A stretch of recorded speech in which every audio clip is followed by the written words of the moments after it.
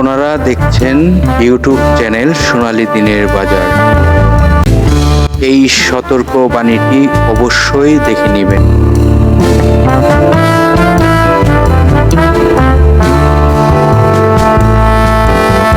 সম্মানিত বিনিয়োগকারী ভাই ও বোনেরা, আশা করি সবাই ভালো আছেন।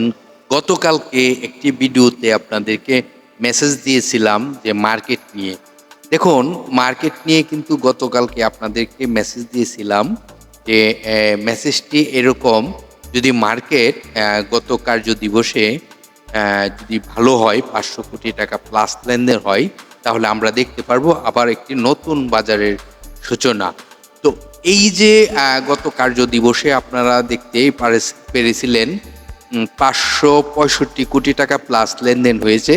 তো আমরা এই মুহূর্তে আমরা কি দেখতে পারলাম, দেখুন বাজারের একটি নতুন পরিবেশ আমরা দেখতে পারবো, এই আশায় রইলাম। তো আজকের ভিডিওর টপিকটি আপনারা ইতিমধ্যে ফলো করেছেন, শক্তিশালী অবস্থানে যেতে পারে এই স্টকটি।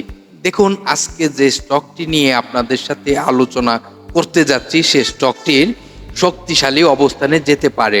তো এই আলোচনাটি, যদি এই স্টকটির তথ্যগুলো আপনারা জানতে চান, তাহলে আমাদের ভিডিওটি মনোযোগ দিয়ে শুনতে হবে। আপনারা যদি সম্ভব হয় তাহলে বিভিন্ন সোশ্যাল মিডিয়া প্ল্যাটফর্মের শেয়ার গ্রুপে যুক্ত রয়েছেন, শেয়ার করে অন্যদেরকেও শুনবার সুযোগ করে দিতে পারেন।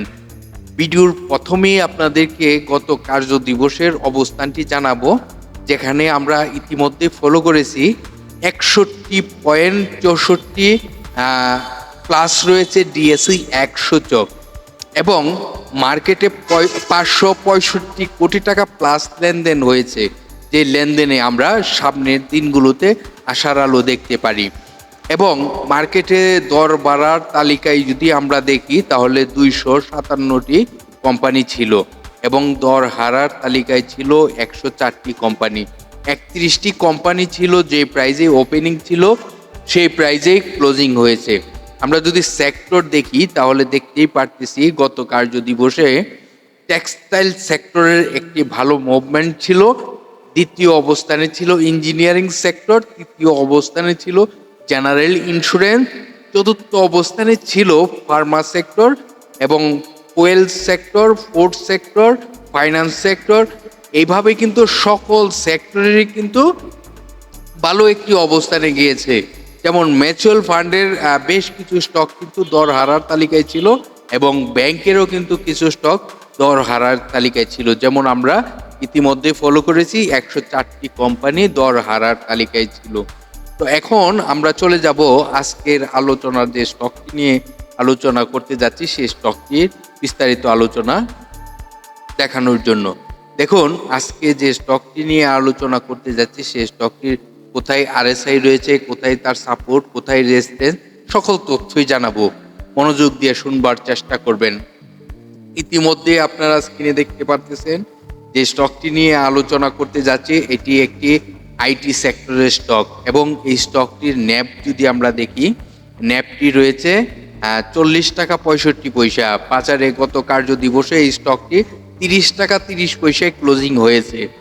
তো এই কোম্পানিটি 10% ক্যাশ ডিভিডেন্ড ঘোষণা করেছে এবং এই স্টকটি, আমরা যদি এই স্টকটির তথ্যগুলো আরও জানি, তাহলে আমরা দেখতে পারবো যে 2024 সালে যে 23-24-এর যে ক্যাশ ডিভিডেন্ডটি, সেটি ছিল 10% এবং এই স্টকটির টোটাল শেয়ার সংখ্যাটি যদি আমরা জানি, তাহলে এই কোম্পানিটির টোটাল শেয়ার সংখ্যা রয়েছে 9,30,00,000 এবং এই কোম্পানিটি পাবলিকের হাতে এই মুহূর্তে শেয়ার সংখ্যা কত রয়েছে সেটি যদি আপনাদেরকে দেখানোর চেষ্টা করি, তাহলে আপনারা বুঝতে পারবেন পাবলিকের হাতে কি পরিমাণ শেয়ার সংখ্যা রয়েছে। দেখুন, এই মুহূর্তে এই কোম্পানিটি পাবলিকের হাতে 4,18,00,000 মতন শেয়ার সংখ্যা রয়েছে পাবলিকের হাতে। আপনাদের সাথে আজকে যে স্টকটি নিয়ে আলোচনা করিতেছি, সেই স্টকটির নামটি হলো আমরানেট লিমিটেড। আমরানেট লিমিটেড স্টকটির আরও বিস্তারিত আলোচনা আপনাদেরকে জানাবো এখন। দেখুন, এই কোম্পানিটি বিগত 52 ওয়ার্কিং ডের মধ্যে যদি তাদের ইতিহাসটি জানি, তাহলে দেখব সর্বনিম্ন প্রাইজে আসে 26 টাকা 50 পয়সা এবং সর্বোচ্চ প্রাইজ হয় 59 টাকা 30 পয়সা। আপনাদেরকে পূর্বে বলেছি সেই স্টকটি ছিল আইটি সেক্টরের স্টক এবং এই স্টকটির যদি পূর্বের ডিভিডেন্ড হিস্টোরিটি দেখি তাহলে আমরা দেখতেই পারতেছি পূর্বের ডিভিডেন্ড হিস্টোরিটিও ভালো অবস্থানে রয়েছে। এই কোম্পানিটি 2017 সালে বাংলাদেশ পুঁজিবাজারের তালিকাভুক্ত হয় এবং এই কোম্পানিটি এক ক্যাটাগরিতে লেনদেন চলিতেছে মার্কেটে। এই কোম্পানিটি শর্ট টাইম এবং লং টাইমের যদি আমরা লোন দেখি তাহলে শর্ট টাইমেরও লোন রয়েছে এবং লং টাইমেরও লোন রয়েছে। এই কোম্পানিটি আরও বিস্তারিত তথ্য যদি আপনারা সংগ্রহ করতে চান তাহলে কিন্তু এই কোম্পানিটির একটি ওয়েবসাইট রয়েছে যেখানে ক্লিক করে আপনারা এই কোম্পানিটির নোটিশ বোর্ড থেকে অনেক তথ্য সংগ্রহ করতে পারবেন। এখন আমরা দেখব এই কোম্পানিটির কোথায় সাপোর্ট, এই কোম্পানিটির কোথায় রেজিস্ট্যান্স, জানাবো এই স্টকটির আরএসআই কোথায় রয়েছে। আপনাদের সাথে যে স্টকটি নিয়ে আলোচনা করিতেছি সেই স্টকটির নামটি আবারও আপনাদের সামনে প্রকাশ করি। আমরা নেট স্টকটি নিয়ে আজকের আলোচনা। দেখুন এই স্টকটির আরএসআই কত রয়েছে, যে আরএসআইটি আমরা সবসময় জানার চেষ্টা করি, বোঝার চেষ্টা করি। 30 থেকে 70 আরএসআই হলো স্ট্যান্ডার্ড আরএসআই। আমরা লো আরএসআই এ বিনিয়োগ করব এবং হাই আরএসআই এ সেল করে প্রফিট নিব। তাহলে এই আমরা নেট স্টকটির আরএসআই গত কার্য দিবসে কত ছিল সেটি যদি আমরা দেখি তাহলে দেখতেই পারতেছি 47.46। তার মানে এই আরএসআই আমরা এই মুহূর্তে বিনিয়োগযোগ্য আরএসআই এবং এই আরএসআই বিনিয়োগ করা সঠিক একটি সিদ্ধান্ত হবে।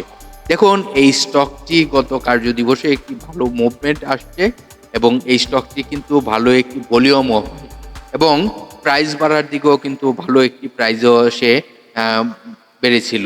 দেখুন এই স্টকটি যদি এই মুহূর্তে আমরা সাপোর্টটি খোঁজার চেষ্টা করি, আপনারা জানেন এই স্টকটি 30 টাকা 30 পয়সাতে তার ক্লোজিং হয়েছে এবং এই স্টকটি যদি আগামী দিনগুলোতে ভালো কিছু করতে হয় তাহলে তার একটি রেজিস্ট্যান্স রয়েছে, যে রেজিস্ট্যান্সটি ব্রেকআউট করতে পারলে স্টকটি আরও ভালো করবে। তাহলে এই মুহূর্তে আমরা এই স্টকটির রেজিস্ট্যান্স দেখতে পারতেছি 35 টাকা 40 পয়সা।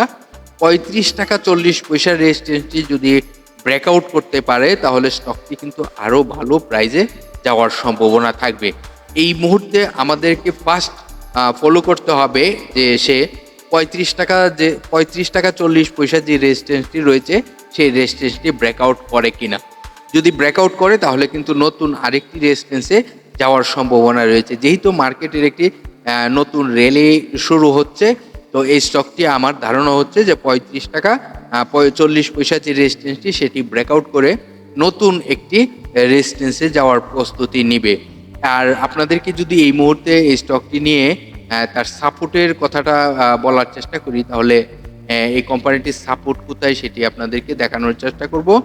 আর কি বলবো, এটি যদি আমরা সাপোর্ট বলি, এখন স্টকটি কিন্তু অনেক লো প্রাইসে রয়েছে এবং স্টকটির এই অবস্থাতে তার সাপোর্ট যদি বলি বিগত দিনগুলোতে যে প্রাইজে চলে আসছিল সেটি কিন্তু আসলে সাপোর্ট। তারপরেও যদি আপনাদেরকে ক্লিয়ারভাবে বোঝানোর চেষ্টা করি তাহলে তার সাপোর্ট কোথায় হতে পারে সেটি যদি আপনাদেরকে দেখানোর চেষ্টা করি সেটি অবশ্যই আপনাদের জানার প্রয়োজন রয়েছে।